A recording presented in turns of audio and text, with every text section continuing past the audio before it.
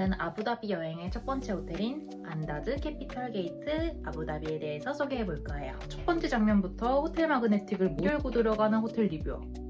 안다즈 캐피털 게이트 아부다비는 하얏트 그룹에서도 부티크 라인인 안다즈 회 같은 거를 개최할 수 있는 레벨보다는 영하고 패셔네이티브를 선사할 수 있는 방을 기준으로 구성되어진 호텔이라고 보면 될 것 같습니다. 오늘 제가 보여드릴 방은 디럭스 킹룸입니다. 옆에 제가 띄워드린 이미지에선 디럭스 킹룸에 오션뷰라고 되어 있는데 사실 저는 이때 받은 바우처로 예약을 했던지라 2명이서 묵을 수 있는 킹베드 방 정도로 인지를 하고 있어서 이렇게 좋은 룸이 나올 줄 몰랐어요. 어쨌든 이것도 안다즈가 마련해주신 배려겠지요. 다만 안타깝게도 저의 방에서는 그 바다스러운 거는 잘 모르겠습니다. 이렇게 아주 넓은 평수를 자랑하고 있지만 사막의 뿌연 대기와 그래도 보이는 오션뷰를 기대하시면 조금 곤란하다는 점. 그래도 시향과 적절한 월넛 우드의 톤이 참 이쁘죠? 이번 안다즈의 메인 컬러는 정면에서 보이는 시안, 셀룰리안보다 조금 더 쪽빛인 하늘색과 아까 친구가 앉아있었던 슈파색. 저 오렌지 컬러를 뭐라 그러죠? 마가리타일까요? 약간 그 두 개의 컬러를 기준으로 정갈함보다는 활기참을 모티브로 하는 호텔입니다.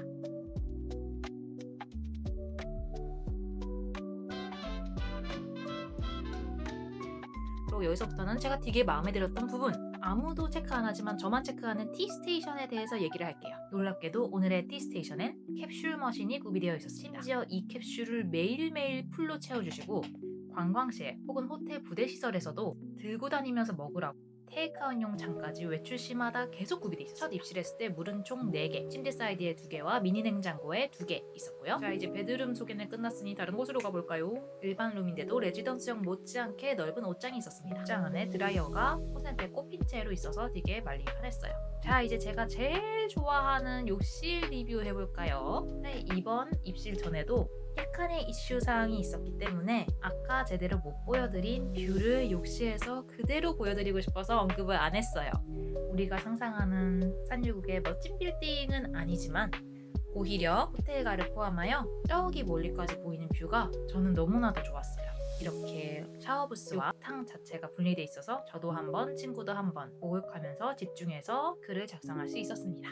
어쨌든 이렇게나 너무너무 좋은 아름다운 호텔에 입실하기 전에, 그리고 이번 아부다비 여행의 전반에 걸쳐서 딱 몇 가지의 액시던트가 있었는데 호텔에 입실하기 전에, 아니 정확하게는 호텔에 입실할 시에 저의 예약이 완벽하게 이루어지지 않았던 일이 연달아 있었어요. 제가 앞서 이 호텔을 바우처로 들어왔다고 했잖아요. 바우처를 받을 당시에 예약 컨택 포인트를 받아서 제가 알아서 예약을 하는 그런 시스템으로 방문을 하게 되었습니다. 그래서 예약 담당자님이랑 몇 달 동안 영어로 몇 번은 이메일링을 했었죠. 근데 현장에서 제가 건넨 바우처 번호가 놀랍게도 조회가 안 되는 바우처 번호였던 거예요. 허허허, 그들도 매우 당황스럽고 누가 봐도 이 카메라 들고 있어서 이거 진짜인 줄 알고 온 것 같은데 당황스러운 일이 연달아 일어나는 가운데 측의 대처는 일단 들어가셔라. 일단 방에 빨리 들어가셔서 쉬시고 이것은 저희가 다시 한번 조회해보겠다. 바우처를 건넨 주최 측이랑 받은 이메일들 저희 한번 조회해볼 수 있겠느냐 보여주고 한번 저희가 명확한 시리얼 번호 찾아내는데 써보겠다 하시더라고요. 제가 2, 3년 정도 이 여행 취재를 다녀보니까 사실 몇몇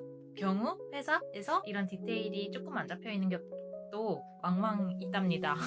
이제 와서 그냥 웃으면서 얘기할 수 있는 일이지만 시간이 오래 지났으니까. 근데 이게 해외에서 코디가 잠수를 탄다거나 항공권이 이게 코드가 안 맞다거나 부킹 시리얼이 잘못됐다거나 하는 게 이게 해외 촬영 간 사람들이 되게 힘들어하는 부분이거든요. 근데 이제 워낙에 큰 계열사시고 이런 취재를 오는 사람들이 한두 명이 아닐 거잖아요, 이 호텔은. 그래서 너무 괜찮은 대처를 해주셨다라고 생각하고 있고, 제가 살면서 정말 많은 호텔을 다녀보고 있는데 호텔의 80% 이상은 서비스에서 나온다고 항상 생각하고 있어요.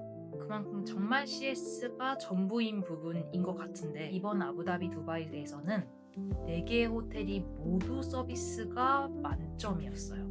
이게 금전적으로 여유로운 나라는 호텔류의 커스터머 서비스가 이렇게나 좋나? 라고 이번 호텔 여행에서도 많은 것을 배워갑니다.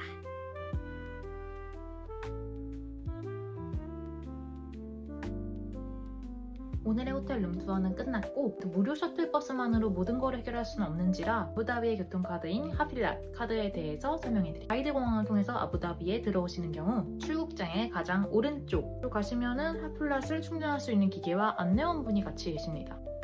제가 찍은 기계 사진에 옆에 안내원분이 계셔서 제가 살 때 되게 꼼꼼하게 설명도 잘해주시고 잘 도와주셨어요. 이거는 쉽게 구매 가능.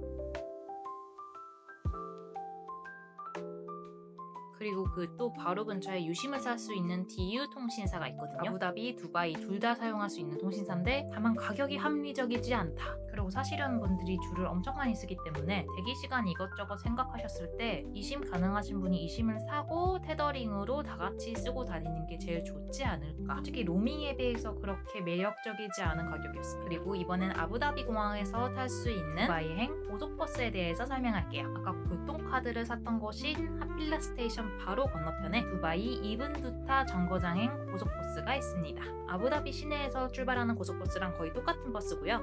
제가 탔을 때 가격이 15,000원대로 정말 합리적이었거든요. 그러니 당일치기 두바이 여행하실 분들은 제가 이전 영상에서 설명했던 무료 셔틀버스 타서 공항으로 잘 오시고 하면 될 것 같습니다. 예예.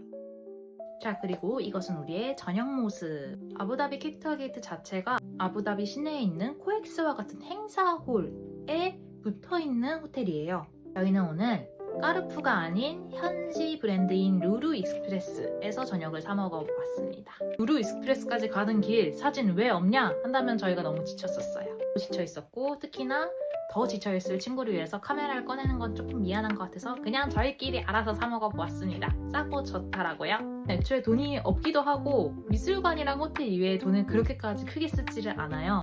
그래서 해외에 가면은 막 비싸게 엄청 시켜놓고 남길 만큼 파티 이렇게 하지는 못하고 이렇게 조촐하지만 칼로리는 높게 현지식을 먹었습니다.